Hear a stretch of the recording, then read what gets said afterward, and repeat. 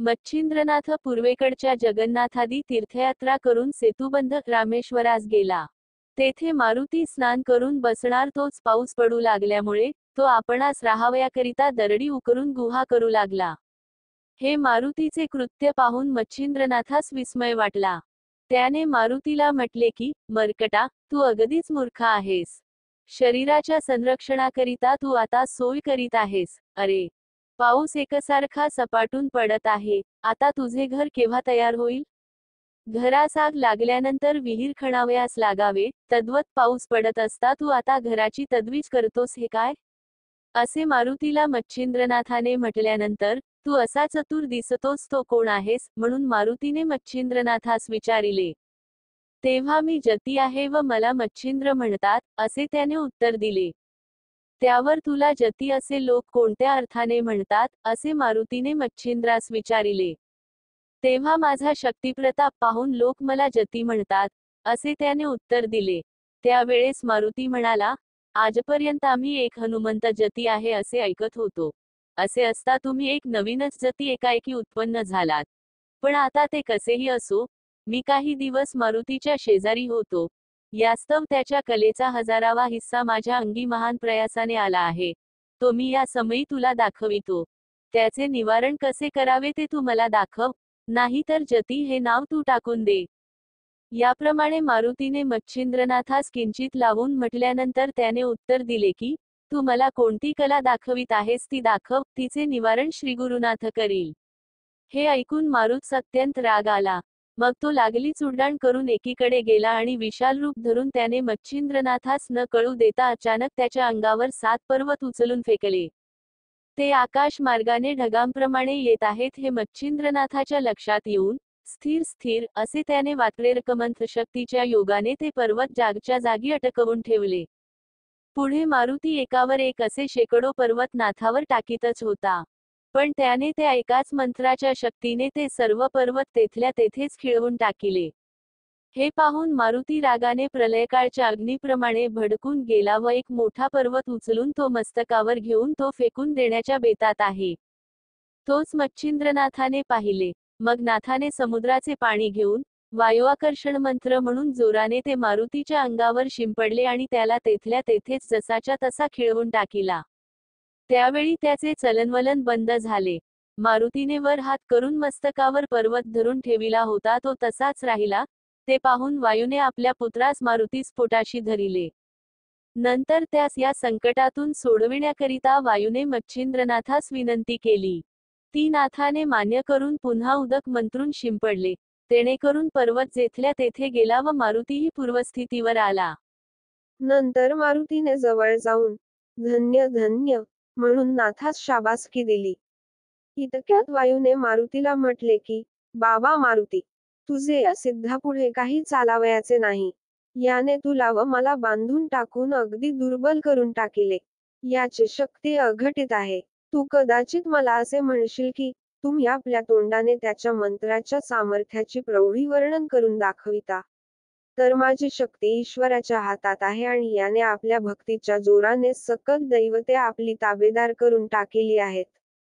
नंतर मच्छिंद्रनाथ वायूच्या व मारुतीच्या पाया पडला आणि आपणाशी सख्यत्वाने वागण्याकरिता त्याने त्यांची प्रार्थना केली. तेव्हा ते दोघे नाथास प्रसन्न चित्ताने म्हणाले की, तुझ्या कार्याकरिता आम्ही उभयता झटून तुला सर्व प्रकारे सहाय्य करू व पाहिजे तसे करून तुला सुख देऊ. असे प्रफुल्लित मनाने बोलून, आता आपण जती आहो, असे तू खुशाल सांगत जा, असे मारुतीने वरदान दिले. त्यावेळेस मच्छिंद्रनाथाने मारुतीस विचारले की, मी जती या नावाने विख्यात होईन हे तर ठीकच आहे. पण माझ्या मनात एक शंका आली आहे, तिची आपण निवृत्ती करावी. कोणती शंका आली आहे, असे मारुतीने विचारल्यावर त्याने सांगितले की तू त्रिकाळज्ञानी आहेस, असे असता माझ्याशी विनाकारण वितंडवाद कशासाठी केलास? तुझी माझी नागाश्वत्थाच्या झाडाखाली पूर्वीच भेट झाली होती. त्यावेळेस साबरी विद्येचे मजकडून कवित्व करवून तू मला वरदान दिले आहेस, असे असता हा बखेडा का उत्पन्न केलास? हे ऐकून मारुतीने मच्छिंद्रनाथाचे असे समाधान केले की, जेव्हा तू समुद्रस्नान करीत होतास त्यावेळेस मी तुला ओळखल्यावरून तुझ्याजवळ आलो. तू कविनारायणाचा अवतार आहेस व मत्स्यीच्या पोटी जन्म घेतलास हे पक्के ठाऊक होते. परंतु माझ्या मनात अशी कल्पना आली की नागाश्वत्थाच्या वृक्षाखाली देवांनी जे अभिवचन तुला दिले त्या वरप्रदानाचे सामर्थ्य कितपत आहे हे आपण एकदा पहावे.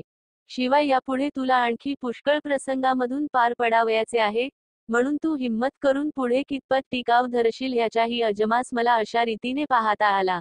असो.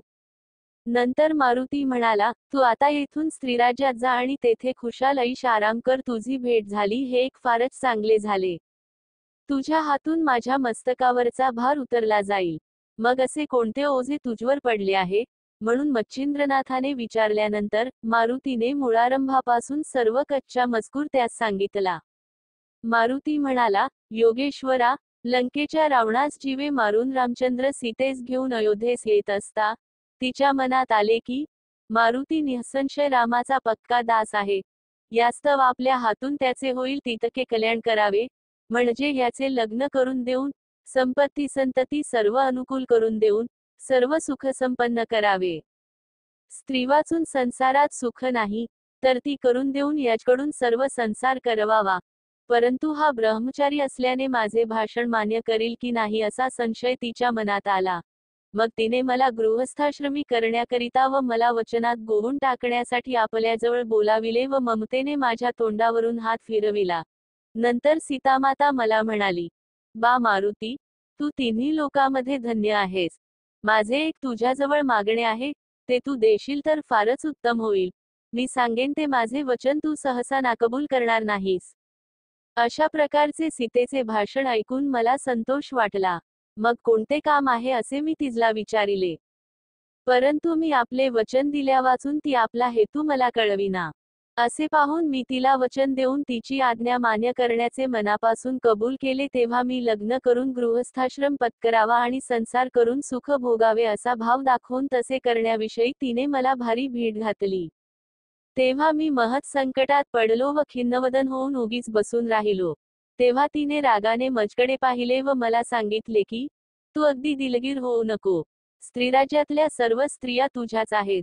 परंतु यातील मख्खी अशी आहे की तुला व मला 434 जन्म घ्यावयाचा असतो.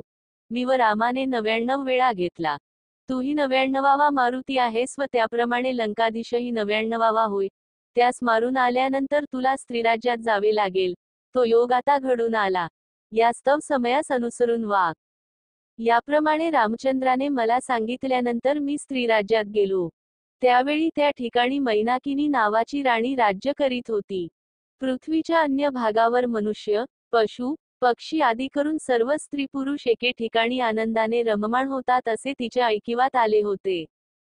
ही कल्पना मनात उद्भवताच तिच्या अंगाची लाही लाही होऊन गेली. मग प्रत्यक्ष मारुतीचा संग घडावा म्हणून ती अनुष्ठान करू लागली. आपल्या शरीराचे मांस तोडून तिने अग्निकुंडात माझ्या नावाने आहुती दिल्या. असे अनुष्ठान तिने 12 वर्षेपर्यंत केले.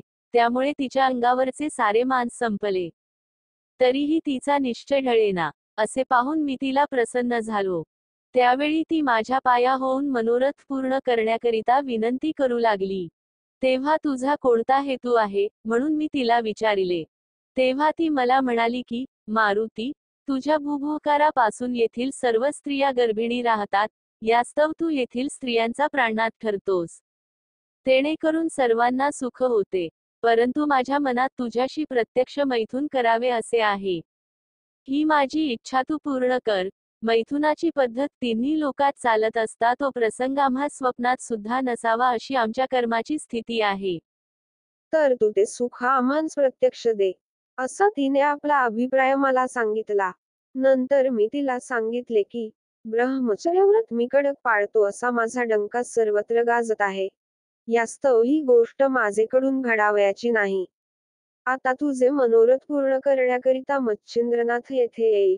तो तुझ्या मर्जीनुरूप वागेल. तो मच्छिंद्रनाथ साक्षात कविनारायणाचा अवतार होय. त्याजपासून तुला तुझ्या तपाची फलप्राप्ती होईल. अशा युक्तीच्या मार्गाने मी तिचे शांतवन केले. तो योगास घडून आला.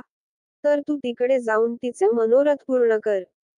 मारुतीचे असे भाषण ऐकून मच्छिंद्रनाथाने सांगितले की मीही ऊर्ध्वरेताच आहे. म्हणून मला हे कार्य सांगून काय उपयोग आहे? माझ्या ब्रह्मचर्याचा मात्र अशाने समूळ नाश होईल व जगात दुर्लौकिक होईल. म्हणून हे कुकर्म मला सांगू नये. तशात स्त्रीसंग हे अपकीर्तीचे भांडार होय, म्हणून ही गोष्ट करावी असे माझ्या मनात येत नाही.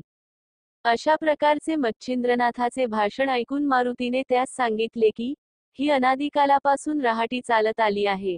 म्हणून भोग भोगल्याचा दोष नाही.